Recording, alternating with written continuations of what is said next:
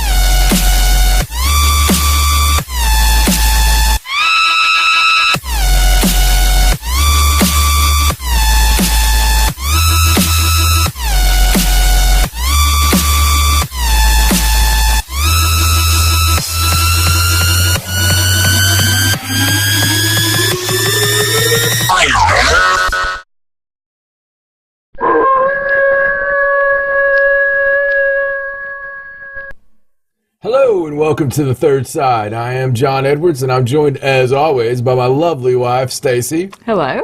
And we have another great show for you this week. It feels good to be, getting well into the season 2 time here. I like that. I like season deuce better, but she wouldn't let me do it. Go right to it this week, thirdsideparanormal.com. That's the address you need to go to. And, it's got a link to everything you might need on there. At 3SidePara, that's the number. 3SidePara. That's on Twitter. Get on there and tweet away with us. Tweet us. And on Facebook.com/ThirdSide. We share quite a bit there. Any kind of story that comes across our way, and we can't always validate the how true they are or not, but we share them if they're cool. So yeah, we just let you decide. As always, you decide. Yes. Yeah, we let you do that on YouTube. Don't be lazy. Just look up The Third Side, or if you're watching it right now, then stick around here for a week and you'll see it come back again. We have another show this week with some news, some viewpoints that you may or may not agree with, or may not be the same thoughts as Avon Studios. I think there's a disclaimer. There probably. I think they cover their own butts on that. They do. Yes. Maybe we should cover our butts for being here. The hell with a bunch of disclaimers. I'm going to wear a shirt that says, I may not agree with everything that I've no. Everything they do at Avon Studios. We may not agree with our producer. You never know. Yeah, hedonism. All right, so I like hedonism. I know. You just wanted to find a place to throw that word in. I always want to find a place to throw it in hedonism. Okay, anyway. So there's something we do need to talk about at the first of the show this week. We'll put up a link for it. We have a lot of wonderful listeners out there, and they interact with us quite a bit. And we have one guy, Chris Black, send us a message through the Facebook, which would have been facebook.com/thirdside. It would have. Yeah, it would have. Just to mention it again, he probably looked at facebook.com/thirdside. Or he went to thirdsideparanormal.com and clicked the link for Facebook. He could have. To contact us. And it possibly was when he was watching it on YouTube. So anyway. Possibly. So Chris, during the break between season 1 and season 2, he had a surgery and he was needed help funding it. I'm not a big prayer request kind of guy or anything like that, but hey, you listen to my show every week, then I'll throw a link up for your stuff. He's already had the surgery now, and good news is he's alive. And so way to go, Chris. Way to be alive. So anyway, there should be a link somewhere on here for a funding thing. Somewhere here. Yeah. I probably right now, that's probably a good thing. Yeah, right there. And I'm probably looking at the correct camera to do this. This is all for you, Chris. I'm looking at a camera I don't look at. There you go. So there you go. All right, that's enough of that, because we don't care about anybody that much. So, of course, I kid, I jest. Yes, we love our listeners. We really do. Love our listeners. Sometimes a little bit too much. You should have us in for a person. Never mind. Yeah. Yeah, it's extra. It's extra. All right, well, on that bombshell, here's some paranormal news. It's hard for us here to believe what we're reporting to you, but it does seem to be a fact. Okay, so now for some news, and this week's news is all like space UFO related. Space Kinda. UFO related. And honestly, I didn't plan it that way. I just happened to be looking through the stories and realized that they're all UFO or space related. Oh, that's okay. We So have it's a lot of paranormal happy stories. coincidence, right? Yeah, we have a happy accident. Happy accident. We had a lot of non-space related, a lot of time related and ghosty related stuff last week. So That's true. That's true. A lot of serious stuff and serious some stuff. funny things. Right. Yeah. I didn't even interrupt you that much last week. No. Spectacular show, though. A lot of good feedback. Yes. If you haven't seen it, shame on you. Go back and watch it. Yeah, seriously. Or listen to it on iTunes. Right. Anyway. Anyway. So the first story we're going to talk about these Roswell Slides that everybody's been going on about. And this is actually a story that came out a little bit ago about the slides, how they found them and things. I can't remember how. I should say, a lot of times you'll see a story all over the place, and a couple of weeks later we'll talk about it. Reason is we like to get a few different sides of the story, hence the name of the show, people. We like to get a few different sides of the story before we bring it to you, unless it's just an amazing breaking thing that we need to talk about. Right. But the reason we do that is to really get, like if someone comes out and says it was a hoax or, what have you. So this one, though, is interesting. Also, we don't like to talk about things when everybody else talks about them. Not always. Yeah. We just like to wait, and then when everybody's forgotten about it, we're like, oh, hey, remember remember that? No, remember that? You don't remember. Yeah. Well, I actually think we mentioned this because this happened back in November, and that was during the last season. So I think we actually did mention something about this. Right. But there's been kind of an update where they've given a date of when they're going to release the slides and the information. So let's just go back and recap for anybody that doesn't remember about this story. Supposedly, these slides were found in an attic. It was being cleaned out, and there was a chest, and it had a lot of these Kodachrome slides, those individual with the cardboard around them, and you slide them in and you look at them. And they were hidden inside the inner lining of a chest, and there was an envelope that had 2 images in it that had never been released to the public, and they were supposedly from Roswell, showing aliens, Area 51, all of that. And the chest belongs to a now deceased couple. The husband, his name was Bernard A. Ray, and he had been an oil exploration geologist that worked in the Roswell area right around 1947. So he was really active with his job and his career. He was the president of the Texas branch of the American Institution of Petroleum Geologists. But right after that, the 1947 stuff, and right around 1947, he just quit doing everything. He just dropped out of sight, pretty much. He stopped being so active with his career and stuff. It doesn't. It just says after 1947, he made no appearances. He didn't publish any papers following that date. Nothing. And then his wife was actually a high-end lawyer. She had intelligence connections, so it actually makes sense that they would be people that could be trusted with sensitive material. And she had individual influential friends, and they like I said, they were very private couple, they could be trusted, this sort of thing.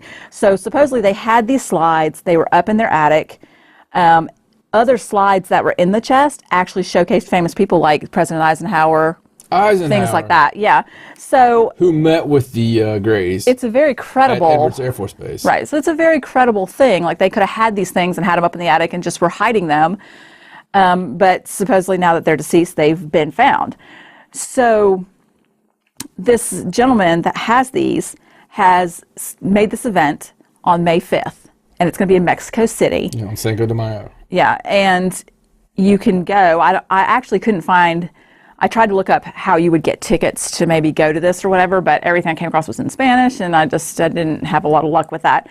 But you can go, and supposedly they've had the slides verified by a reliable source that they are authentic, but they won't tell you who that is until May 5th.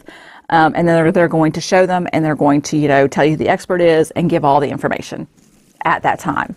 Well, the Mexican government, this is not the first hurrah for this. Right. They promised last year a blockbuster documentary. Whatever happened with that documentary? Exactly. It was. I don't hear about that It was anymore. the one from. Well, that was weird. Yeah, that was weird. Sorry. Active location. Said it before. Anyway. Just had a huge knockers. Really? I'm sorry. Really? Thank you, doctor. No. It's too late. It's too late. It's Sorry, too late. I thought we had done that joke before. I didn't realize we were doing it again. Okay. Sorry. Yeah. Wasn't in my. Yeah. Raul Okay. Julia's son. That's right. And he was supposed to be doing the documentary, but I haven't heard anything about it since they started it or whatever. Uh-huh. But I don't know. This seems really credible. I'll be interested to see what happens after May 5th. I thought that I saw an article somewhere that said that he was actually offered a lot of money from a magazine to publish the photos early, and he wouldn't. He said no. He wanted to wait until this particular event. Well, it'd be very interesting to see if there's anything to it or if it's just another hoax. Right. Well, I mean, if everything that's come out is true, if everything that they've said is true, it does seem very plausible that it could be true. Candy and nuts. I mean, ifs and buts. And we'll see. I don't know. Okay. All right, so let's move on.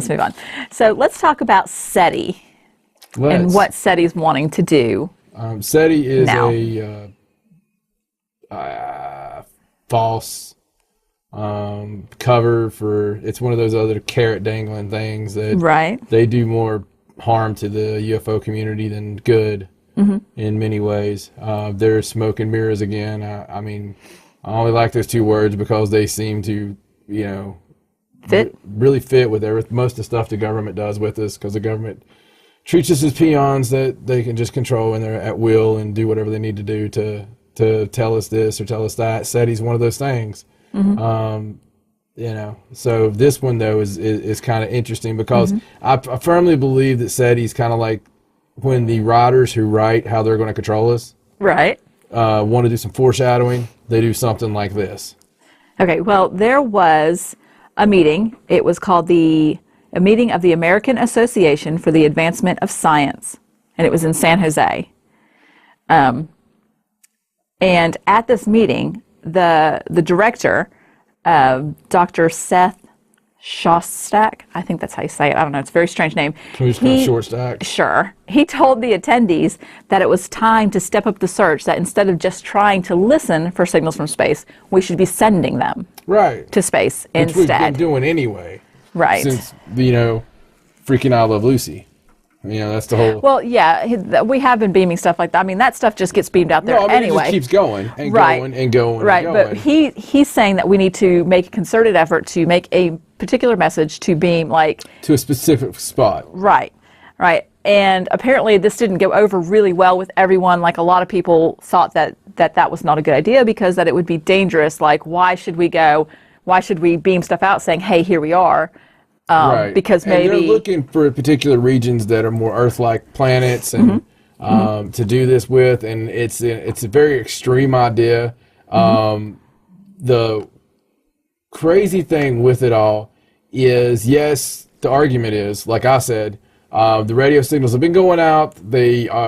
People can pick those up, but maybe it's faint and it's not what they would normally be looking to pick up. Right. What they're wanting to do is basically send you a text message. Right. It's just like they're sending it straight to you, and it's just like, hey, here we are, Earth-like planet, come see us. Yes. I think the detractors are like, they could be hostile or able to come here, or yeah, they actually could come here, and that could be bad. Well, apparently after this meeting was over, they were supposed to have a symposium to kind of work out plans, to put together a proposal, to kind of put towards the public and the politicians to get permission to do this. And one of the things that they were going to try and figure out also is, if they were going to get the permission to be doing this, what kind of message would you send out? Like, what would you say? What would you do? And I think that the director guy, I think I read somewhere that the director guy thought that more information was better. Like, I'm pretty sure he said he just wanted to beam the entire internet out into the... No. Yeah, and my first thought was, no, they would think we were complete morons. I don't want... The first thing they see on Zentini 7 would be two girls in a cup. I know. You know? It's just like, we're going to translate the message today. You know, peaceful people. They would come and kill us, wouldn't they? 7, and just have the whole reaction. You know, and just, intergalactic war. I know. They would come wipe us all out for being horrible people. Either that or they'd come eat shit in front of us. Oh. You know? It's one of the two. What? I know. What would you send? If you got to pick the message to go to beam into space, what would you send? What do you think would be representative? Representative, or what would I send? Oh, that's two different things. Okay, what would you send? I would send Led Zeppelin too. Just that? Just Led Zeppelin? Yeah. Oh, okay. I mean, from music, I think any intelligent species is going to understand music. I think that you can just derive a lot from music or mathematics, or a combination of the two. It's completely serious. I would probably send some equations that we figured out. We should send some with big question marks that we don't understand. See if they send it back. I would send I don't know. It depends. Like if it was really me, you know how they sent like the man and the woman on the Voyager, and you know, I would probably do it but it would be a man that's really buffed out and has like an extra hand and like a 10-foot penis or something, and like huge freaking horns, and the woman would have like four tits, and just because you want them to think like, maybe we shouldn't go there. Shouldn't mess with them, and especially the male aliens. You know, like the male aliens would be like, no, they'd be all intimidated. I don't think we should go there. I think we should just say that's the ghetto. And we don't need to intermingle with those people. I mean, because if you want to alarm people, you just you know. Anyway, I don't know what I would say. Yeah, intimidate them. I have no idea. I try to think, and I mean, I don't know. I guess I have no idea. Anything you send is going to seem silly compared to. It'd be more fun to know what not to send. Don't send anything from Carrot Top. That's don't very send true. a Rob Schneider movie. You know, don't send Keanu Reeves acting Japanese. Actually, Keanu Reeves acting. Well, Keanu Reeves. You could just send Keanu Reeves. Yeah. I mean, there you go. You could. I actually like Keanu Reeves, and I like his movies. Don't send, I don't know, like any Collective Soul albums. You know, certain things that would just start wars. I agree. You don't want to do that. Nothing to make them blow the planet up. Exactly. Well, anyway, so I'll just have to keep watching that. I'll see if they ever decide that they're going to do it, and if they do, what they're going to send. Who knows? Who knows? Okay. So, keeping on our space theme, let's talk about the Dawn Spacecraft and their new mission. Okay. To go to Ceres. Yes. Yes, because back in February, again, while we were away, you probably saw this, but they had some mysterious like light reflections that they were seeing from Ceres, and they didn't know what it was. Right. And so I don't know if they were planning this ahead of time. All of a sudden, there's this mission that the Dawn spacecraft's going to go to Ceres, and that it actually arrived in the orbit on March 6th. Oh, March 6th. March 6th, Friday, March 6th. And I think the next thing, I actually have a link for like a Q&A with one of the scientists from the mission. And he said that the Dawn is spiraling down to do its first science orbit, is what he called it, which I guess is very close to the surface. And that's scheduled to reach where it needs to be on April 23rd, and then it's going to do a 15-month investigation. Right. So. All right.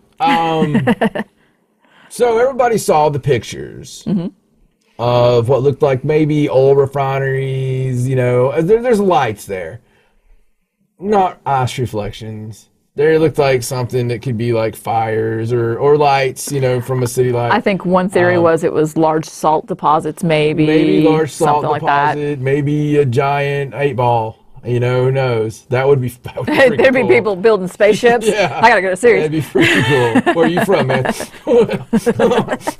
I flew here. I didn't need a spaceship. Yeah.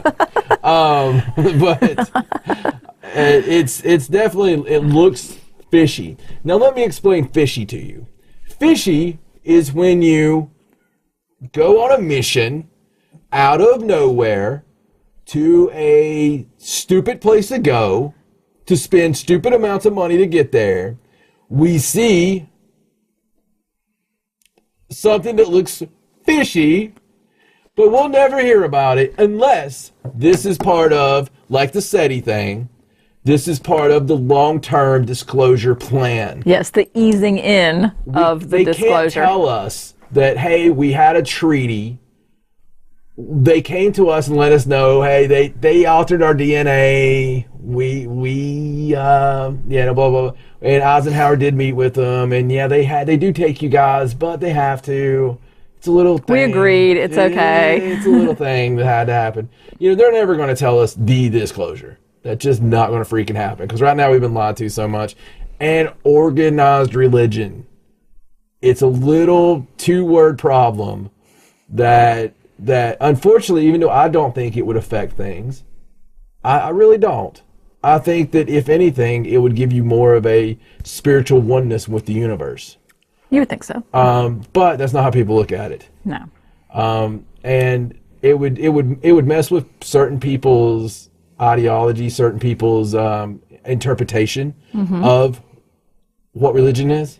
Yes. And because of those interpretations being messed with, they will not. It'll be hard to get the disclosure we need. But this long-term plan, they're doing it right. It's kind of like legalizing marijuana and gay people actually having the rights they freaking deserve, and being considered, not boils on our back, but exactly like the rest of us.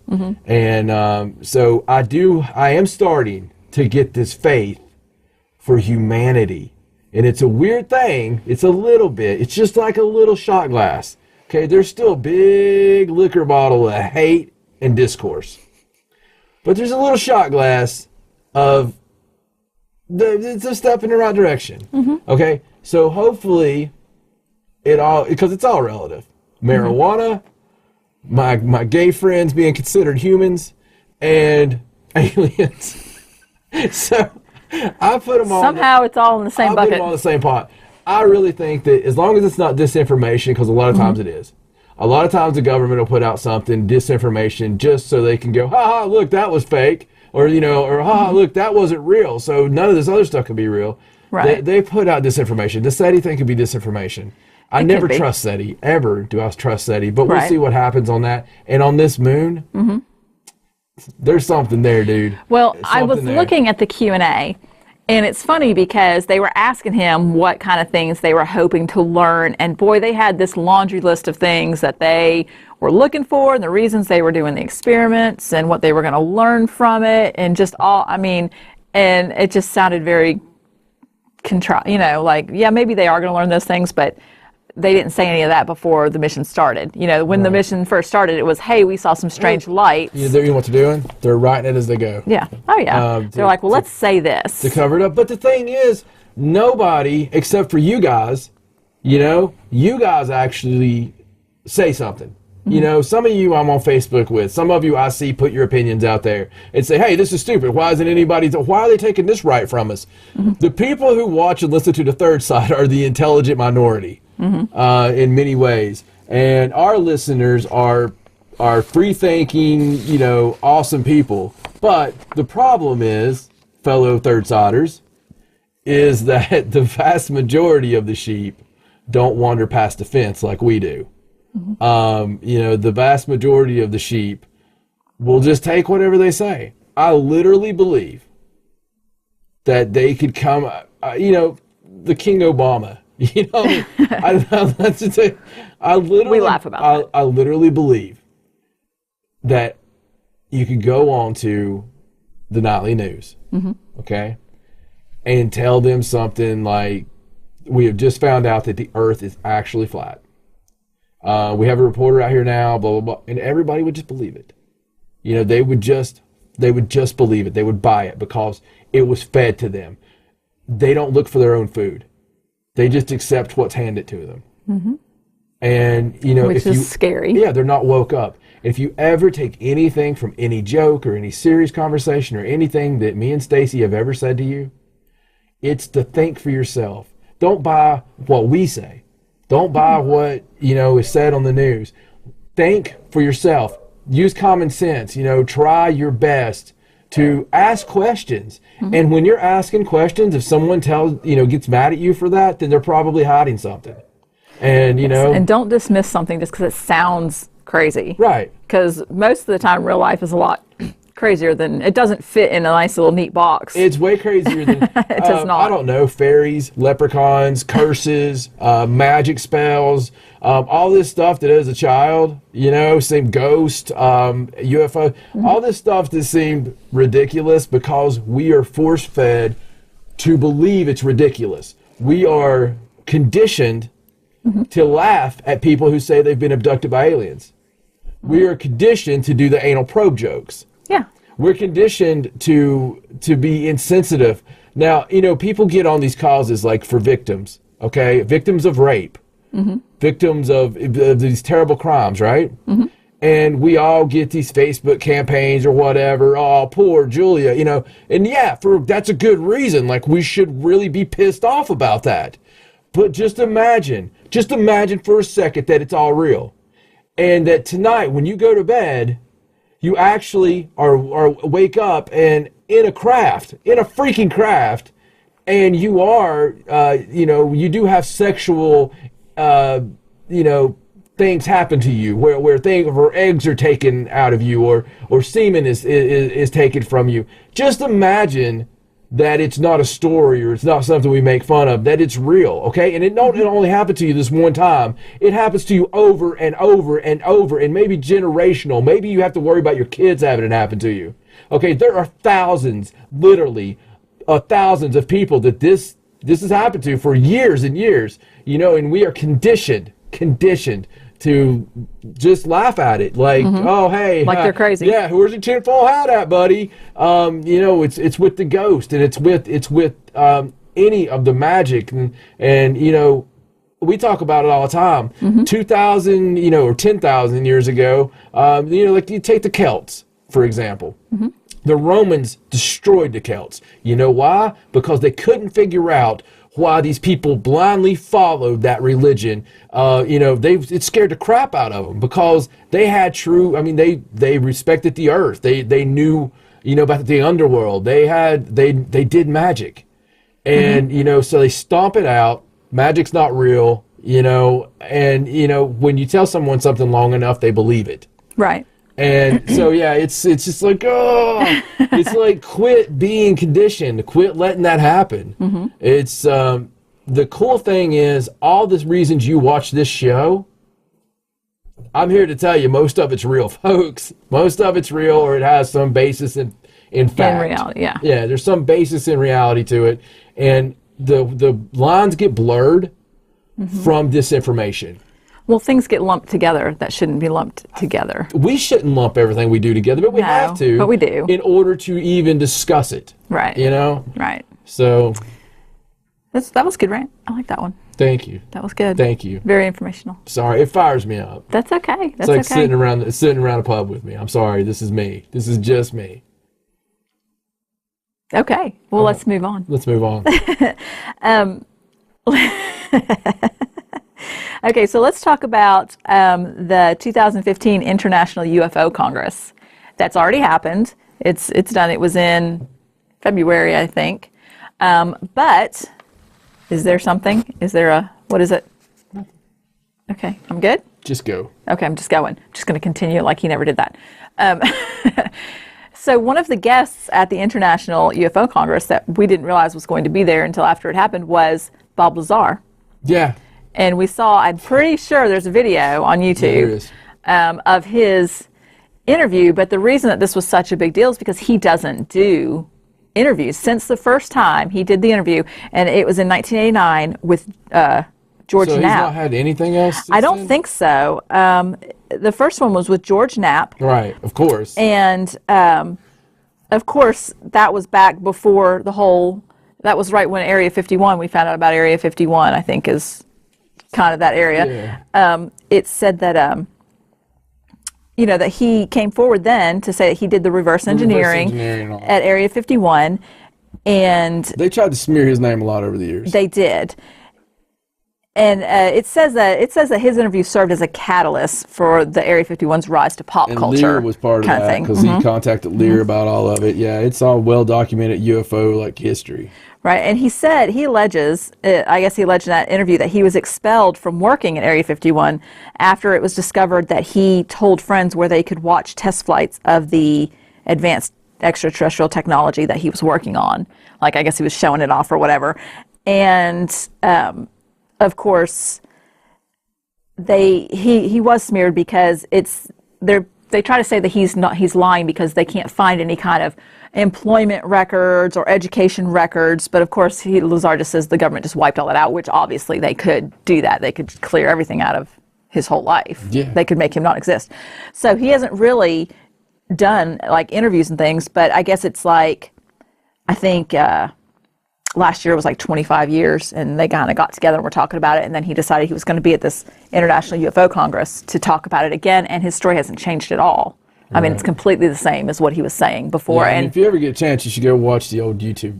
On YouTube, you should go watch the old interview. Anybody who's into ufology, I'm sure you've probably watched it before, but it's really worth your time. It's interesting. It is. And this new one, he really goes into kind of how the craft works. And I only watched a few minutes of this. I don't know if you watched the whole thing, but I watched a few minutes of the Congress video, and he had diagrams and was talking about it, exactly how it worked and what he did, and super interesting stuff. I'm gonna have to go back. I totally buy the guy because I have a cousin who worked out in that area, and my cousin had documents, and he I mean he's batshit crazy, but I mean So this is the same cousin that we talked to recently, but now we don't know. the one that went missing after telling me that he was going to talk to me and tell me all the stuff on the show. Yeah, and then now Well, not missing, but just if you're listening and you have a new way to get a hold of. we just can't get a hold of you. Yeah. Okay. Yeah, anybody who wants to contact me about sensitive material that could be Possibly get you killed. The government totally tracks my Facebook, and I still need to come up online and show you guys some of the places it's logged in from. Oh yeah, I think we'll have to take a picture. Remember, take a picture next time it does that. Hilarious. Yeah, all the places that log in. Any place there's ever been a government installation. Pretty sure it's Langley, Washington D.C., wherever that CIA place is. I don't remember. I don't know. It's all. It's all these. Great. Hi. Yeah. I mean, it's my favorite listeners. Yeah. It's my favorite listeners. I'm pretty sure John talks to the government into his phone sometimes. He'd just hold up and be like, "Did you hear that? Yeah. Are you watching?" Yeah, I do funny stuff in the bathroom. It's probably why they watch. So I'm pretty sure if they just tuned into some of our conversations at home, just randomly, they would be so confused. They would have no idea what was going on. yeah, when I'm talking to Betty, and it's probably interesting. So anyway, I'll try and put a link up for that video of his talk at the Congress, and I'm sure there's other videos of other guests. I'm sure I didn't look up any more information about the Congress, but they always have just a ton of great speakers and guests, and and guests and speakers and guests. I mean, that is what it's for, right? Yeah, it's awesome. Okay, well, I do have one more story, and it is UFO related, but it's kind of celebrity UFO sighting related. Okay, cool. So we hadn't had one of those in a while. So UFO spotted a celebrity? I think so. It was amazing. It's Kim Kardashian's ass. You can probably see that from space. I'm sure you can. It's the mountains of Kardashian. This is Kacey Musgraves, the singer. Don't have any idea who that is. I think she's a country singer. I'm not sure. That's probably why. Sorry. The only reason I say it is because I see this line that says, "I was in Nashville," so I'm assuming And I don't know who she is, I so was in I'm Nashville. assuming country singer. Doesn't mean I was. Yeah. Okay. Okay, so anyway, there was an article recently published in People with her, and she described them briefly. She's had 2 sightings. She actually tweets about it. I think they showed one of her tweets. It said, has anyone seen a UFO? I have twice, and like she hashtags UFO sighting or something. I don't know. She's pretty open about it. But she said one time she was in Mexico with several other people, and they were on the beach after midnight.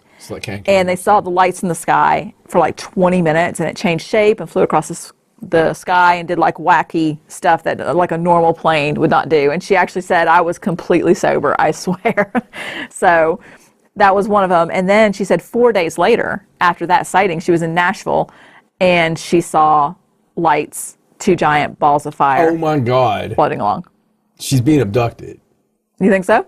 Yeah, it's always the case. I mean, the people, it's like, I was in the most random place and saw this UFO. Yeah. She's got totally being abducted. They need to test her. Well, it said she's seen one twice, but then there's this other thing on here where she was in Los Angeles and she thought she saw tiny UFOs that formed a triangle, which I would think would be another sighting, but I guess she wasn't so sure about that one. I would be pissed off if I went to Las Vegas and I didn't see a triangle.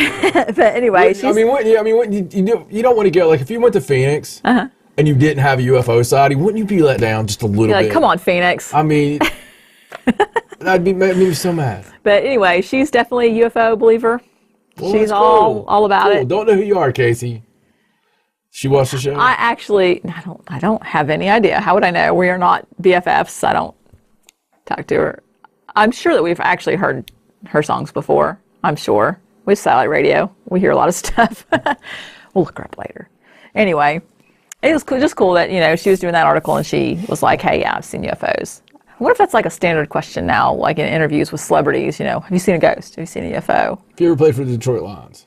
It's just standard questions. Oh, football. Oh, we got lucky on the football trades. Yes, we did, but we can't talk about that on this show. I know, but I'm so excited. We can talk about our religious beliefs or anything like that, but you start talking about football teams and we lose listeners. So no, we love you all. Any kind of Jijuo football, I don't care. All right. Okay, I won't say anything. Good. All right. So is that your story? That's it. I'm good. I'm done. Done with the news. Oh, cool. That's great. All right. So, thank you. You're welcome.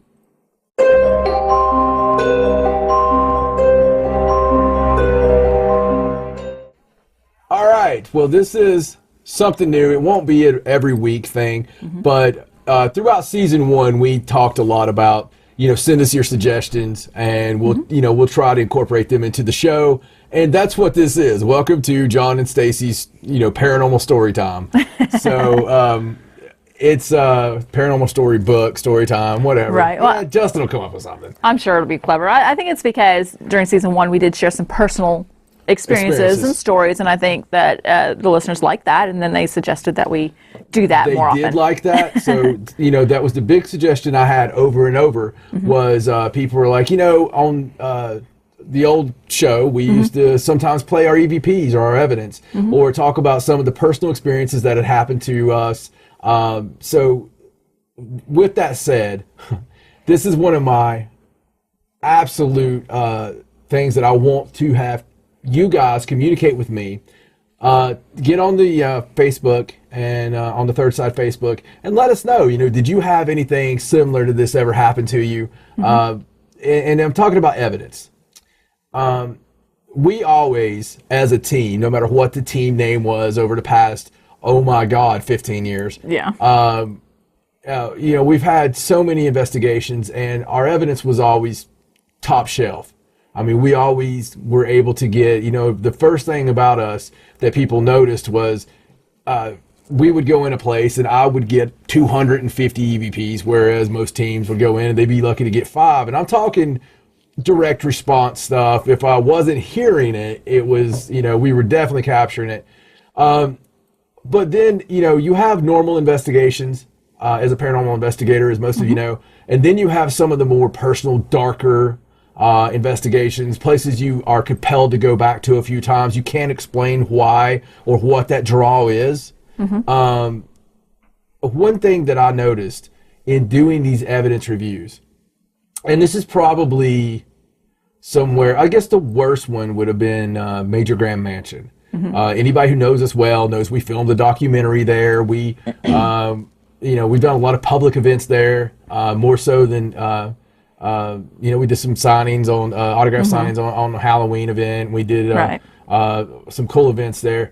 Real big draw to that place. And as you guys might find out later on, and the ones that have listened for a long time throughout different genres or whatever that we've done, you'll know about Betty, my attachment. And, we talked about it one time on the show.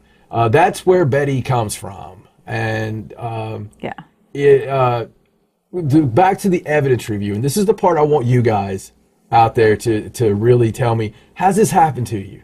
I noticed when I do evidence review, I mean, I've got my high dollar headphones on. I've got, my Adobe turned up all the way, and I feel every breath, every footstep, every sniffle, every part of the investigation that had happened. I'm reliving it in my head. I'm envisioning it.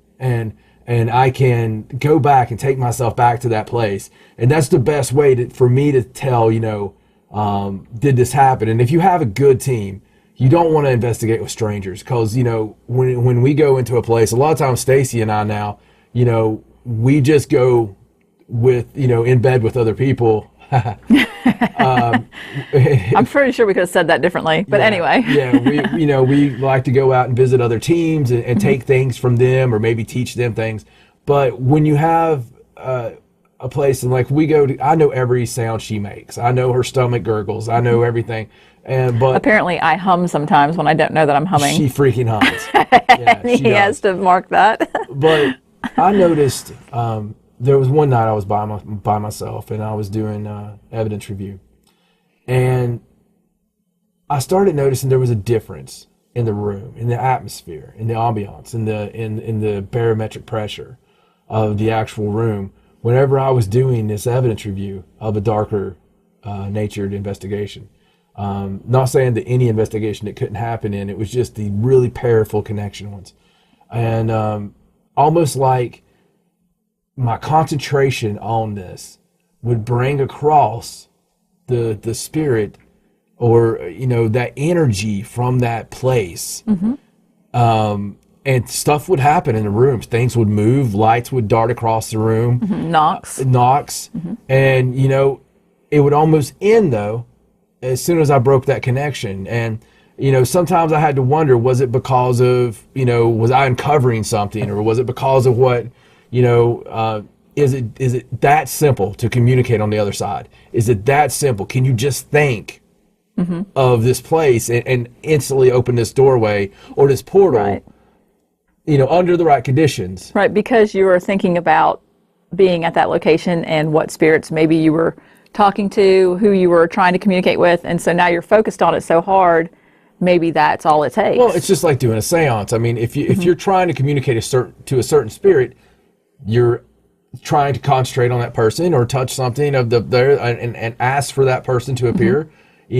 That's the dangers. We always talk about the dangers of paranormal investigating, and people think, oh, hey, we're going to buy a flashlight and a recorder, and I'm going to go out here and it's dangerous because it's real, and it's real dangerous, or it can be when you don't respect it and you don't do it properly. You don't cross your T's and dot your I's, basically, and use the proper protections. But what I did notice in doing that, the worst one that I had, even we went to some places that were just, they were just like purportedly demonic. It was like, Demonica at the end of Hell Road, and on 666 Lane and Black, Massachusetts. Welcome to Black Mass. We went to a lot of those places, and they didn't live up to it. And then we went to some places like there that completely changed our lives, literally. Yes. And there was places like at Major Grand Mansion that we weren't supposed to talk about certain things that we found, and beautiful. We felt like we were supposed to live there. Oh, it was a great place. Love that place. It was such a connection, and there was stuff from some of the patriarch spirits of that place. I won't say names, but some of the main spirits of that place. You know, it was an unfortunate place. They had the it's a Civil War mansion. Right, I mean, it's right. lots of things. They had chain shackles on the wall downstairs, and it was interesting. Some of the stuff I got out of there, some of the cries for help that I had from there, and some of the stuff that we were able to find out along the way. But if you've ever done an investigation somewhere and you feel like that you've created a portal when you're doing the investigation, what kind of mindset does it create when you're going back and reviewing that evidence? I'm just curious with other people. Well, I know there was a couple of times that, because we went there a lot of times, I mean, several times. This was not just a one and done deal. That was a place we went back over and over and over. And I know a couple of times after those investigations, you just came out and you said, I can't finish that because too much is going on. It's too weird. It's just too much. And you'd have to actually stop. Yeah. And wait a few days before you would pick it up again. There's evidence I've never listened to this day. Yeah, and I know when John and I investigate, he always does the audio review because he's really good at it. I review video most of the time. I will listen to audio, but John always listens to it after me because sometimes I miss some of the stuff. I'm not as seasoned at it as he is. But yeah, I know. I've always wondered too if that happens to other people, if they're doing the review. And are we creating portals? We've often said, on these places that we're obviously feeding energy into them. Yeah. To make them more, than what they once were, as far as the strength of the paranormal. Right. I know. I was just thinking about that. One of those public events at Major Grand Mansion. Speak of the spirits of that place. I know you love that. Oh yeah, this is one of my favorite stories. I love this. We were doing a public event, and we had it was a pretty good crowd that time. It was probably about 30 or 40 people, something like that. I mean, you can't take too many. That place is very. It's one of those places that when you're in the house, you got to be alone. You can't be on separate floors. You can still hear. Right. It's even an old mansion. It's a mansion. It's still, you can hear. And it's beautiful. But we would go and we would take, and it's just people that don't investigate normally and they just want the experience or they want to learn something. And I think this particular time we actually had another team there that came to do the experience just to investigate with us. So we were down in the basement, and we've actually gotten a lot of activity in the basement, and some really cool things happen down there. And so we're in the basement, and we've got a Frank's Box session that we're going to do, and I'm talking shack hack Frank's Box. Yes. Like original. We've had it for a while. It's one Tim Clark made. Yeah. I think. And so we're all down there, and we had chairs set up, and everybody's sitting down, and we're going to demonstrate this Frank's Box session and how it works and what to expect and that sort of thing. So John, if you don't know John very well by now, he's very dramatic. He's very theatrical. He is a P.T. Barnum of paranormal thing. He just does his spiel. He gets up there, he talks, he's animated. It's very interesting to listen to you. Thank you. Yes. So he's standing there and he's explaining about what we're getting ready to do for the people that don't understand what it is or what's going on. And he's talking about how it works and how it got started and doing the history and all that. And so he gets this one point where he says that he actually says that things come through the Frank's Box sometimes that you wouldn't normally hear on the radio. He said sometimes you'll hear curse words that they'll curse, and then that that's not coming off a radio station because that stuff's not on the radio. And one thing that John and I have noticed, and I'm pretty sure we learned this at Major Grand Mansion before this, is whenever we would do a Frank's Box session there, and then John always records the Frank's Box sessions, he would go back to listen to it. We actually would catch EVPs that didn't come out of the Frank's Box. I don't know if it's because of the energy or because we're all sitting around in a circle and we're doing the questions like a seance-y type thing, but we would actually get voices and EVPs and Class things. A's. Yeah. And it was like because of the energy or using that ambient sound. Yes, and you can tell they don't come through the Frank's Box for two reasons. One, it's not broken up like a Frank's Box, and two, everybody doesn't go, oh, I heard whatever you heard, because everybody does that with the Frank's Box. So we noticed that happened. So we were recording this, and he had the Frank's Box running while he was explaining what it was, and it was kind of turned down. So when we go back and listen to it later, right at that point where he's doing all this explaining, and he said, sometimes we get the curse words because the spirits will, curse or whatever. A couple seconds later, there's an EVP underneath the Frank's box that says, he said we curse, like they were appalled. Then you'll hear something beyond the radio. Sometimes you'll hear curse words, obviously stuff that's not going to be on your local AM.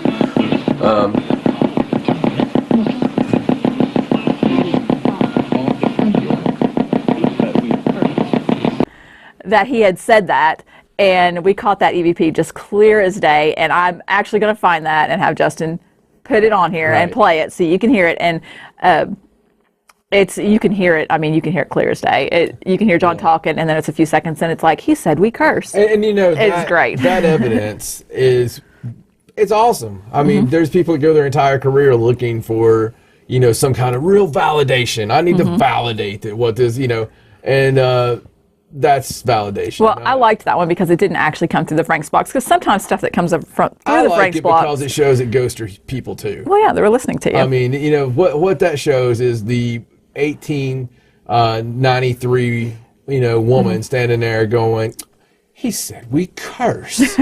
Well, I liked it because sometimes stuff that comes through the Frank's box is subject to interpretation. It's not always clear, and sometimes people can say, well, that was a radio station, blah, blah, blah, blah, blah, whatever. Well, sometimes it is. Sometimes it is, but this didn't actually come out of the Frank's box because, number one, we would have heard it, and number two, you can tell that it's not. The spirit box is the best form of communication. I'm sorry. It is your favorite. We use the SB7 now. Well, yeah, I use anything I can. It's incredible. It's the sweep technology that any ITC the sweep technology is the way to go. I've actually converted quite a few people out there into just being addicted to it, because not only when you're doing the session, but after the session, reviewing it, what you record on your recorder, sometimes you can hear the voices a lot better. You can, this voice is going to be repeated over and over and over, and you get amazing things. It's real easy for the spirits to communicate with you this way. The only problem is you're getting everything that's in the room. So, even these two spirits that are unaware of each other being in the room, I feel that the Frank's box, you're going to get them both. Right. So we won't even get into that. That's a whole other conversation. But, sorry. But... So I know we haven't shut up yet for Justin to play that EVP, but we'll have him play it. He is a professional. He'll get it in there somehow. He can shut us up when he wants to, I suppose. So that's our personal story and our personal... Like I said, this season, we're going to take more of those suggestions that you guys gave us last season, and, we'll continue to do more of that. Some more great guests coming up. You guys make us. You guys make this show. You don't make us funny because that's a gift. But, love every one of you. And that's going to be it for this session of Story Time. And what a good addition. I liked it. I was happy with it. Yes, me too. I mean, I like the fact that your sweater matched the table. I'm attempting to match the tablecloth every week. I matched last week. I love it all. I even love the swords. I'm going to have to... Yes, I love the swords. The swords are very cool. Swords are nice. Don't touch the sword. Sorry. Oh, no. We're going to have to, spray you down afterwards. We're going to have to spray you down. Yeah, okay. Moving on. All right, moving on. ThirdSideParanormal.com. That's the address that you need to go to find everything that's cool, including winning lottery numbers. At 3SidePara is the Twitter. 222. I said 222. You did, but it's 3. It's 333, folks. 2 wouldn't make any sense. 2 wouldn't make sense. 2-Side Paranormal? No. No. That's just like you're a double-facing liar. Poop. Facebook.com/ThirdSide. That's seriously, that's like everybody's favorite. That's the way to get a hold of us. And then on YouTube, what were you going to say? I was just going to say something about the YouTube, but you've got it covered. No, go ahead. Say if you're watching us on YouTube, then you can also listen to us on iTunes. Yes, on iTunes. And if you're listening to us on iTunes, go to YouTube and search The Third Side and check us out. And if you're a truck driver that's going across the road and you're listening to us in Germany, Love you. Sorry. And if you send us messages on Facebook, we love it when you send us videos where you're talking about us and listening to us in your car at the same time. And if you're a female listening to us, and we love to get videos of you topless listening to the show. No, that hasn't happened. The others have happened. It's never happened. Not that I'm aware of. All right. Okay. For my lovely wife, Stacey, my name's John Edwards. So long from the third side. Good night.